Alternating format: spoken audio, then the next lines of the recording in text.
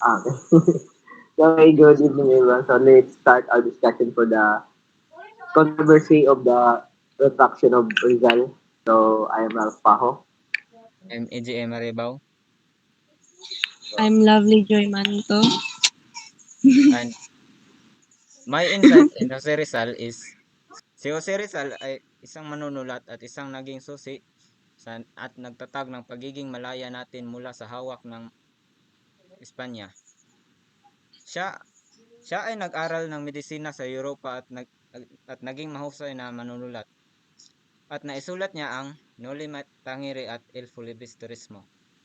Nagpakita siya ng pagiging abo, ay ang mga ito ay ang mga librong ito ay nagpakita ng pagiging abusado at walang hustisya ng ginawa ng Espanyol sa Pilipinas. At dahil dito siya ay at dahil naisulat niya itong mga libro totoo, siya ay dinakip at kinasuhan ng rebellion, conspiracy sa Spanish Military Court at sinis, sinis, sinentensyahan siya ng kamatayan sa paraan ng firing squad. At yun lang ang aking insight sa Rizal. So ako na pod. Hmm. Kano po? English ba ni? Sige lang.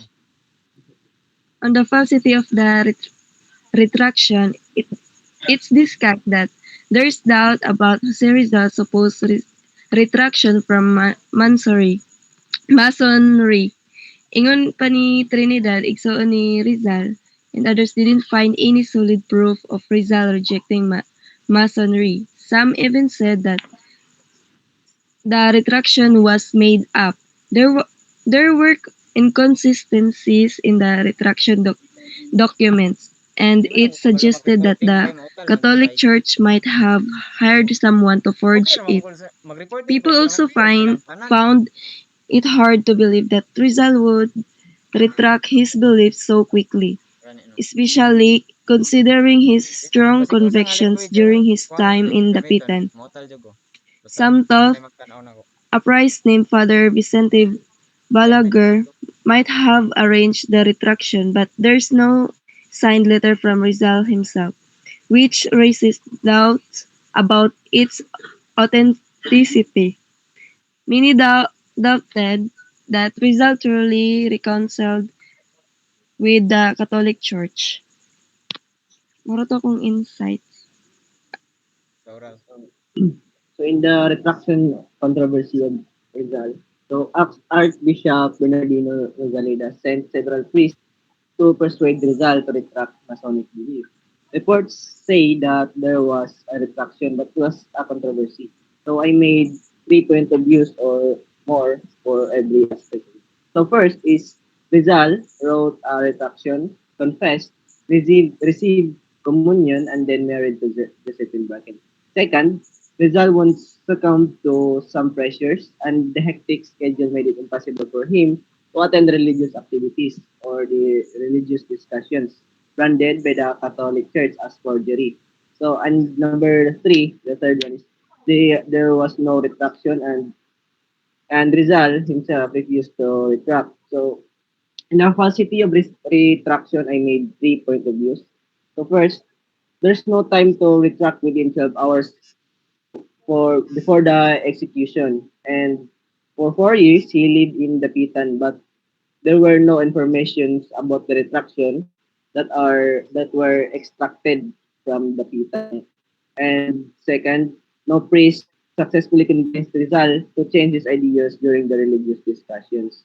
And Father Vicente Balaguer perpetrated the fraud, and it was proved that there was no signed letter of destruction by Rizal. The third one is Father Balaguer claimed that he performed a canonical marriage between Josephine Bracken and Rizal at 6 a.m. to 6:15 a.m. with one of Rizal's sisters whose name is Trinidad. But in reality, none of Rizal's sisters were present, and Josephine Bracken was believed to be on her lodgings during that time. So in the provenance of the retraction, so I made four point of views.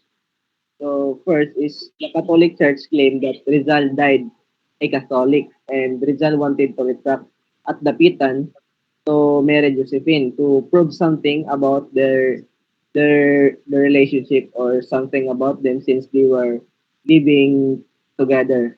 And at that time it was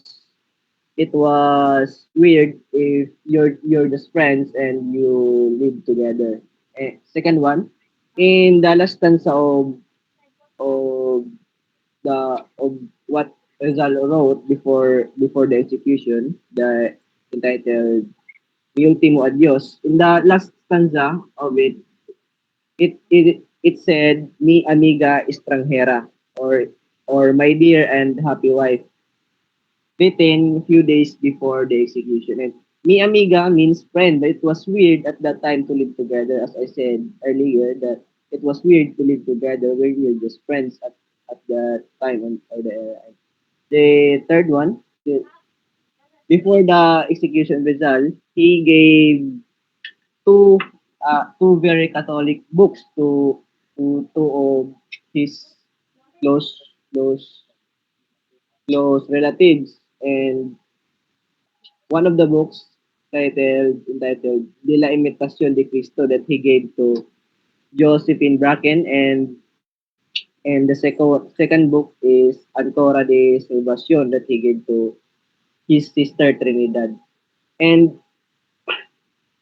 talking about that, if he's against the Catholic Church, why would he give two very Catholic books before to close people before the execution? And the last one is Rizal was accompanied by two priests to the execution ground, and then Rizal kissed the crucifix before his death. So no Catholic priest would accompany a Mason or a free thinker. So I'll ask the one question about that. About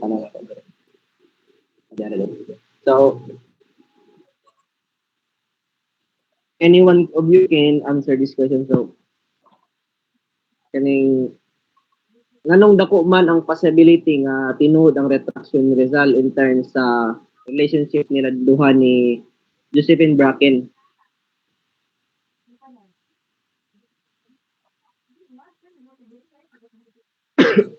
Una siya ang pangutana. So kinsay mo tubag ana.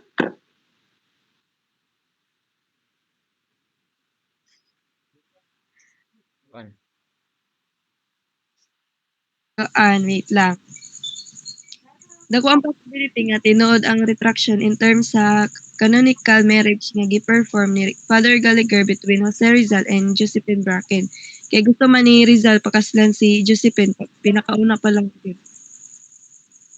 Magid na siya kay gusto man ni sa pinakauna pa lang yun, gusto man ni Rizal pakaslan si Josephine Bracken and itong canonical marriage nga gi-claim ni Father Gallagher nga gi-perform niya before ang execution result katong 6 a.m. to 6:15 a.m. sa buntag.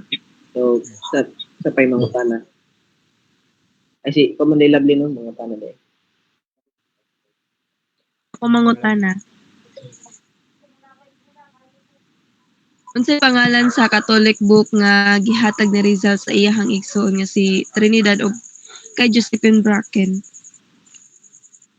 Tubag ana.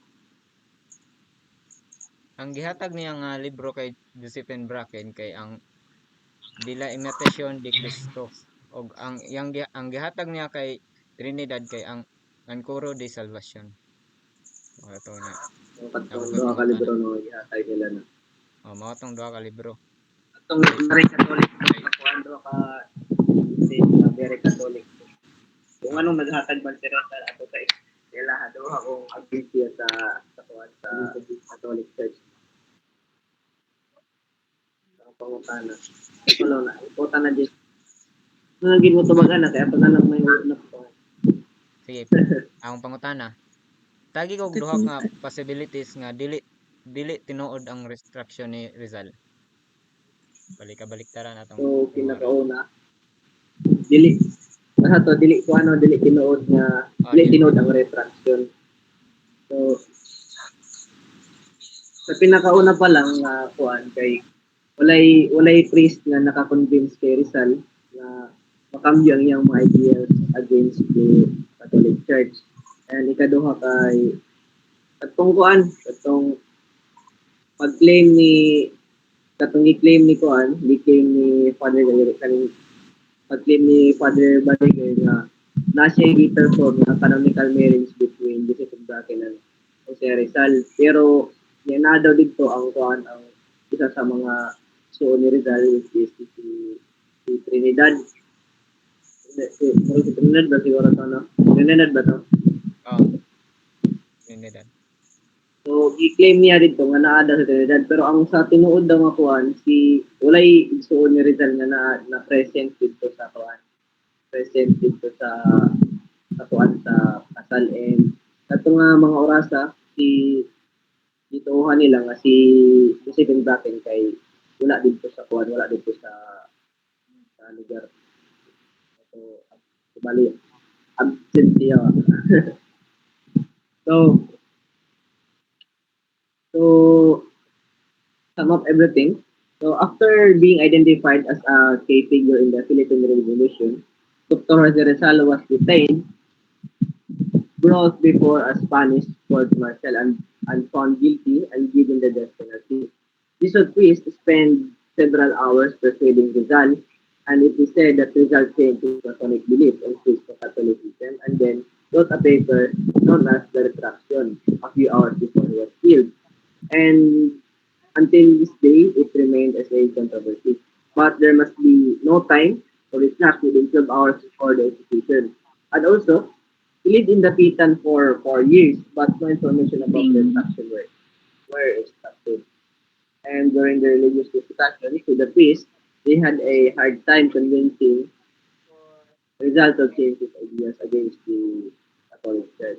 And there are also possibilities for the retraction to be true, since Rizal wanted to marry Bishop Baktin, and Dr. and Father Balaguer claimed that the perform a canonical marriage of Bishop Baktin and Rizal with one of Rizal's sisters. So whether Jose Rizal did retract or not, the scholars feel that the paper reflecting his instructions was more a result of Rizal having the moral bravery to own up to his errors. And it is true that he repented and returned to his faith. Rizal's status as a great hero with brilliance, such brilliance is unaffected. If Rizal retracts or not, it will change what he has already done and what his work has already accomplished.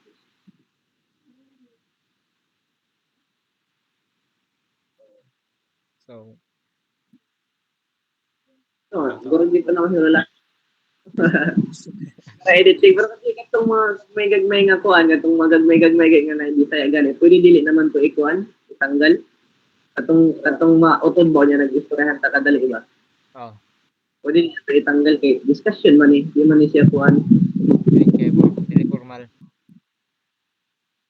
hindi mo dili kuan dili formal kanang dili siya kanang pareha sa senado ba nga kinahanglan na kay time nga istorya kanina na ba kinahanglan magid anig nang iyon baya kay ang iyon baya sa direction kay interactive discussion dapat ka ng pag-istorya na ako mutubag ka tinubagay ta ba sa may discussion mo in baya interactive di pod matawag nga interactive discussion kung inig-istorya na ako maghanap pa ko sila ka kuan niya mo istorya na pud ta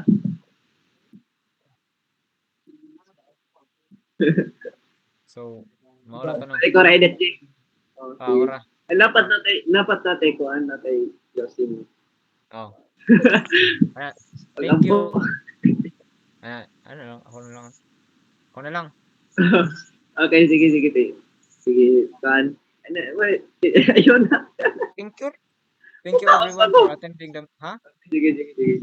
Sige. Thank you everyone Thank you, for everyone. attending our discussion about Our Rizal's discussion. retraction, and Oh, good night. you can leave now. Good night. Thank you. Let's have dinner. We can leave now. You can leave Thank you.